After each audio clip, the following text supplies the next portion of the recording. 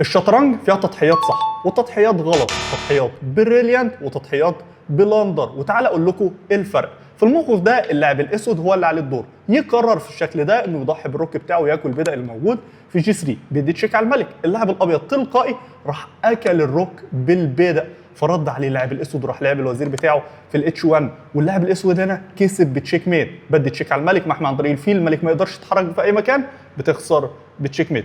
بس هنا تضحيه الروك اللي موجود في جي 3 نقله غلط، بسبب ان اللاعب الابيض لو فكر لثواني واكل بالبدء الثاني فهو ما بيخسرش بتشيك ميت. حتى انت كلاعب اسود لو لعبت الوزير بتاعك في الاتش 3 علشان تكسب بتشيك ميت في نقله واحده بس بعد ما العب الوزير بتاعي في جي 2، انا هرد عليك واروح واكل الفيل ده عن طريق الروك، وانت هنا ما عندكش حاجه، وانا كمان هنا عندي نقله احسن. انا بدل ما اكل الفيل اللي موجود في الاف 3 انا عندي اللي انا ارد واروح لاعب الوزير بتاعي في الايت، تشيك على الملك، تغطي عن طريق الحصان، اروح واكل الحصان، تغطي بالروك، اكل بالروك، وبدل ما انت اللي بتكسب بتشيك ميت انت اللي بتخسر بتشيك ميت في الشكل ده. انت هنا هتقول لي خلاص انا بدل ما اضحي بالروك بتاعي واكل البدء دلوقتي انا ارد واروح واكل البدء اللي موجود في الاي 4 علشان احمي مربع الاي 8 من اي افكار تشيك ميت.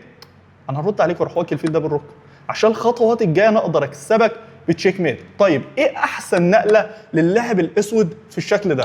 احسن نقله للاعب الاسود بدل ما يضحي بالروك بتاعه، بدل ما ياكل البدء ده عن طريق الفيل، يقرر انه يضحي بالوزير بتاعه وياكل البدء الموجود في الاي 2، تشيك على الملك. اللاعب الابيض لو اتحرك بالملك ساعتها يخسر بتشيك ميت. لو اكل الملك اللي موجود في الاتش 2 ساعتها رد عليه بروك، في الاتش 6 بدي تشيك على الملك، قول لي موف تتحرك في جي 1 ساعتها رد عليك واروح كسبك بتشيك ميت بروك في الاتش 1 محمي عن طريق الفيل، والملك ما يقدرش يتحرك في اي مكان. فده الفرق ما بين التضحيه الصح والتضحيه الغلط.